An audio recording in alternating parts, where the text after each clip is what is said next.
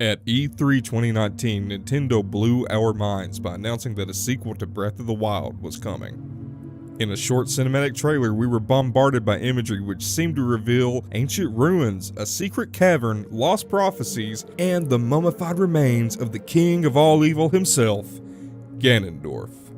Of course, the most interesting thing about Ganondorf was that sprouting from his chest was a ghostly hand. Fans were quick to point out that the hand seemed to spell out a secret message in Gerudo. Now keep in mind that this is just a theory, but according to the communities of Nintendo Prime and Zeltec, it seems to say, "Forgive me God, Sil Ganon."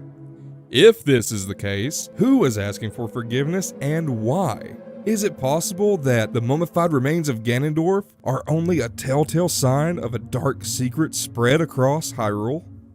While it's pretty obvious that this figure is Ganondorf based on all the Gerudo imagery, the hand is pretty interesting in and of itself as it has a tie to the canonical spirit energy of The Legend of Zelda.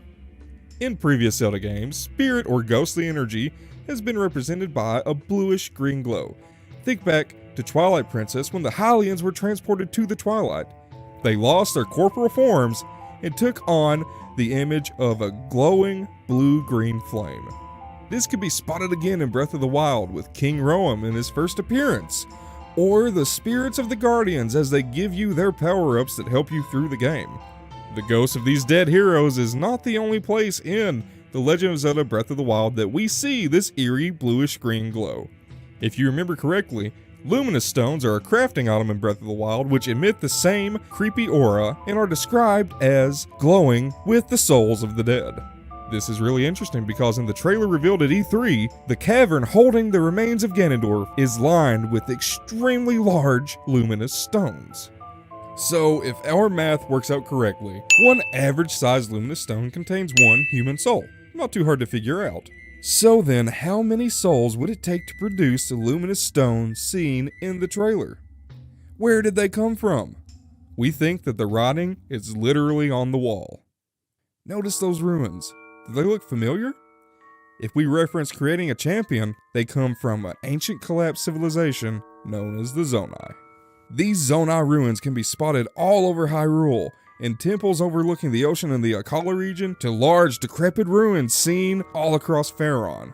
The Zonai, which is a pun on the Japanese word for mystery, were an ancient civilization that predated the Hylians and at one point coexisted, according to creating a champion. Even though they predated the Hylians, they had an intimate knowledge of the Triforce and magic. They were so good at it that they struck fear into the hearts of everyday Hylians. And this isn't just conjecture. This is in creating a champion. Somehow, this advanced race of magic wielders disappeared overnight. Not a single living member was left behind, only those ruins. Back to the cave. It looks like this entire cavern was built by the Zonai. It wouldn't be the first time that the Zonai built a structure to house a secret. The Lomai ruins were built by them. And what else but the Typhlo ruins, the eternally dark ruins that house a Sheikah shrine. There were pockets of light in that ruin. Pockets of light from intentionally placed luminous stones. Therefore, it's suggested that the Zonai knew how to make luminous stones and had a specific purpose for them, powering things. So is it possible that the luminous stones we see in the cave power the seal holding Ganondorf in place? As was mentioned before, luminous stones are luminous because they hold the souls of dead people. The Zonai were very adept users of magic that disappeared overnight. Putting two and two together with a bit of a stretch, it's not hard to say that it's possible that the Zonai were sacrificed or sacrificed themselves to power the seal holding Ganondorf in place. Our theory is that it was an unwilling sacrifice, given the text supposedly mentioned in the hand, and the fact that the mere mention of the Zonai is taboo among Hylians. Let's recap. The cavern holding Ganondorf is made from Zonai ruins. Abnormally large luminous stones line the ruins. The hand holding Ganondorf is made from spectral energy, which is also housed in what else but luminous stones. The hand carries a message which doubles as a seal and a plea for forgiveness. The Zonai were adept users of magic, who possibly knew how to create luminous stones. They disappeared overnight, and you're pretty much forbidden to even talk about it among Hylians.